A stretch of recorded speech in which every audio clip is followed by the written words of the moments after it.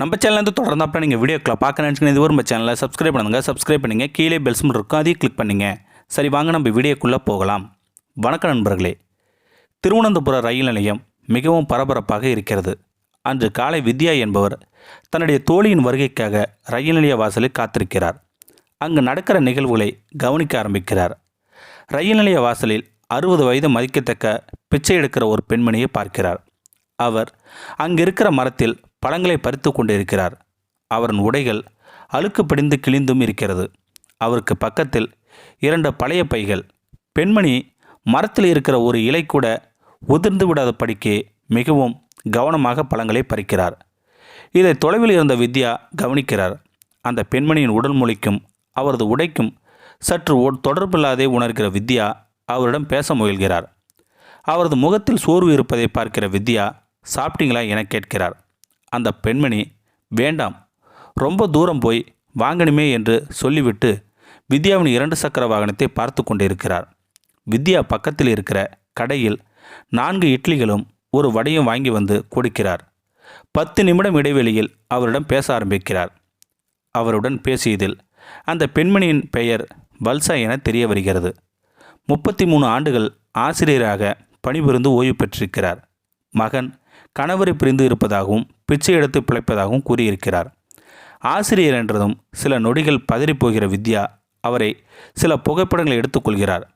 கேரளாவில் மலப்புரத்தில் இருக்கிற இஸ்லாகிய பப்ளிக் ஸ்கூலில் கணித ஆசிரியராக இருந்தவர் என்பதை அறிந்தும் வித்யா மேலும் கலங்கி விடுகிறார்.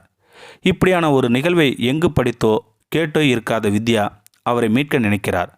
ஆனால் ஆசிரியர் வேறு எதற்கும் காத்திருக்காமல் அங்கிருந்து கிளம்பி விடுகிறார்.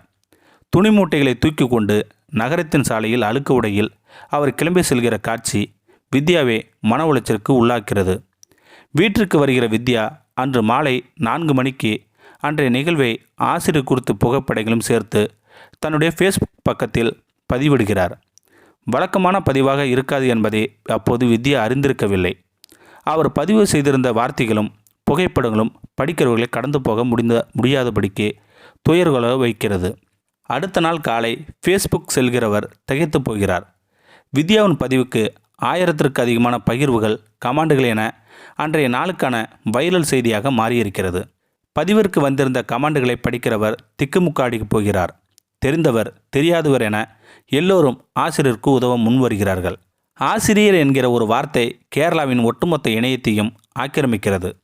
வந்திருந்த கமாண்டுகளில் ஒன்று, மலப்புரத்திலிருந்து திருவனந்தபுரம் வந்து கொண்டிருக்கிறோம், ஆசிரியரை எங்களோடு அழைத்துச் செல்கிறோம் என இருக்கிறது.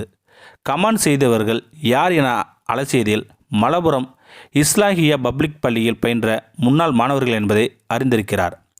கமாண்டில் கொடுக்கப்பட்டிருந்த முன்னாள் மாணவர்களை தொடர்பு கொள்கிற வித்யா, வல்சா ஆசிரியர் ரயில் நிலையத்தில் சந்தித்ததாகவும் அங்குதான் அவர் இருப்பார் எனவும் தெரிவிக்கிறார்.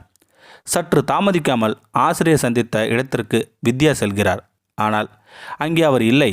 ரயில் நிலையத்தில் பல இடங்களையும் தேடியும் அவரை கண்டுபிடிக்க இயலாமல் வீடு திரும்புகிறார் வித்யா. நவம்பர் 6 காலை 5:45 மணிக்கு ஃபேஸ்புக்கில் வல்சா ஆசிரியர் குறித்து அடுத்த பதிவை இடுகிறார். ஆசிரியரின் புகைப்படத்தை பதிந்து ஆசிரியரை அழைத்துச் செல்ல மலப்புரத்திலிருந்து மாணவர்கள் வந்து கொண்டிருக்கிறார்கள். ஆசிரியர் மீட்டு அவர்களிடம் ஒப்படைக்க வேண்டியது திருவனந்தபுரம் மக்களின் கடமை. ஆசிரியரை கண்டுபிடிக்க உதவுங்கள் என வித்யாவின் அலைபேசி எண்ணையும் சேர்த்து விடுகிறார். கமாண்டுகள், ஷேர்கள் என பதிவு செல்ல ஆரம்பிக்கிறது. வெளிநாடுகளில் இருக்கிற பள்ளியின் முன்னாள் மாணவர் ஒருவர் ஆசிரியர் வல்சாவுடன் எடுத்துக்கொண்ட பள்ளிக்கால புகைப்படத்தை வித்யாவின் பதிவில் பதிவிடுகிறார். மாணவர்களோடு ஆசிரியர் இருக்கிற புகைப்படத்தை பார்த்ததும் நெகிழ்ந்து போகிற வித்யா மீண்டும் ஆசிரியரை தேடி ரயில் நிலையம் செல்கிறார். அதே நேரம் மலப்புரத்திலிருந்து மாணவர்களும் திருவனந்தபுரம் வந்து விடுகிறார்கள். ரயில் நிலையம் வருகிற வித்யா அங்கிருக்கிற சிலரிடம் விசாரிக்கிறார். ரயில் நிலைய காவலர்களிடம் விஷயத்தை சொல்கிறார். காவலர்களும் ஆசிரியரை தேடுகிறார்கள். பல்வேறு மக்களின் பிரார்த்தனைகளும் மத்தியில் அன்றைய தினம் காலை 10 மணிக்கு ஆசிரியர் வித்யாவை கண்டுபிடித்து விடுகிறார். 2 நாட்கள் ஆசிரியை பற்றிய நினைவுகளும் தேடலும் இருந்த வித்யா ஆசிரியை கண்டதும் உணர்ச்சிவசப்படுகிறார். ஆசிரியை அழைத்து கொண்டு தாம்பனூர் காவல் நிலையம் வருகிறார். முன்னாள் மாணவர்களும் இன்னும் சிலர் வித்யாவோடு இணைகிறார்கள்.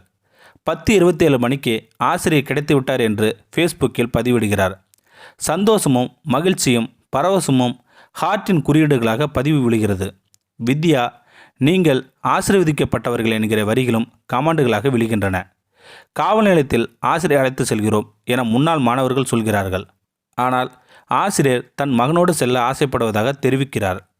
ஆசிரியை மீட்டு அம்பலத்தாரா கல்லடி முகம் பகுதியில் இருக்கும் முதியோர் இல்லத்தில் சேர்க்கிறார்கள்.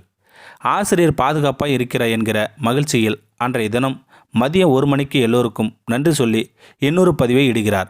அதில் ஆசிரியர் பாதுகாப்பாக ஒப்படைத்து விட்டோம், ஆசிரியர் மகனை கண்டுபிடித்து அவரிடம் சேர்த்து விடுவோம் என்கிற வரிகளோடு அந்த பதிவு முடிகிறது. வித்யாவின் ஃபேஸ்புக் கணக்கை தேடி கண்டுபிடித்து அவரது டைம்லைன் பார்க்க நேர்ந்தது. எல்லோருமே வல்சா ஆசிரியர் குறித்து மலையாள மொழிகள் பதிவுகள் தான் இருந்தன. கேரள மந்திரி திரு கேதா ஜலலி அலுவலகத்தில் கணினி உதவியாளராக இருக்கிறார். வித்யா தினமும் வீட்டிலிருந்து அலுவலகத்திற்கு கிளம்பும்போது 2 உணவுப் பொட்டலங்களை கையோடு எடுத்து செல்கிறார். பயணிக்கிற வழியில் பசியோடு இருக்கும் 2 பேருக்கு அவற்றை கொடுப்பது அவர் வழக்கம். ஆசிரியர் மகனை கண்டுபிடித்து விட்டதாகவும் விரைவில் மகனோடு ஆசிரியரை சேர்த்து விடுகிறார் என்கிறார். ஃபேஸ்புக்கில் ஆசிரியர் குறிப்பு பதிவு வைரலாகி இருப்பதையும் மகிழ்ச்சியுடன் தெரிவிக்கிறார். வல்சா ஆசிரியர் குறித்த நிகழ்விற்கு பல இடங்களிலுமிருந்து வாழ்த்துக்களும் அழைப்புகளும் வந்த வண்ணமாக இருக்கின்றன என்பதை குறிப்பிடுகிறார் வித்யா. ஆசிரியர் விஷயத்தில் தகவல்களை ஃபேஸ்புக்கில் பகிர்ந்து மற்றும் உதவிய அனைவருக்கும் நன்றி சொன்னார். அவரது ஃபேஸ்புக்கில் பார்த்த நிகழ்வுகளில் முக்கியமான இன்னொரு விஷயம், தசைநார் நோயால் பாதிக்கப்பட்ட சிறுவனுக்கு அறுவை சிகிச்சை செய்வதற்காக தேவையான 20 லட்சம் ரூபாய் பணத்தை தனி ஒருவராக திரட்டி அந்த சிறுவனை காப்பாற்றியிருக்கிறார். அடுத்தவர் வாழ்க்கைக்கு ஒளிகாட்டுவதும் வழிகாட்டுவதும் தான் ஒரு மனிதனின் வாழ்க்கையை அர்த்தமுள்ளதாக மாற்றியிருக்கிறது. இது உங்களது விஷயத்தில் உண்மை வித்யா. தொடர்ந்து செல்லுங்கள். இந்த வீடியோ பற்றி கருத்தை கீழே இருக்கிற கமெண்ட் செக்ஷன் சொல்லுங்கள். அப்படியே நம்மளுடைய சேனலை சப்ஸ்கிரைப் பண்ணுங்க. சப்ஸ்கிரைப் பண்ணுங்கள். கீழே இருக்கிற பெல் சிம்பலை கிளிக் பண்ணுங்கள். தேங்க்யூ ஃபார் வாட்சிங்.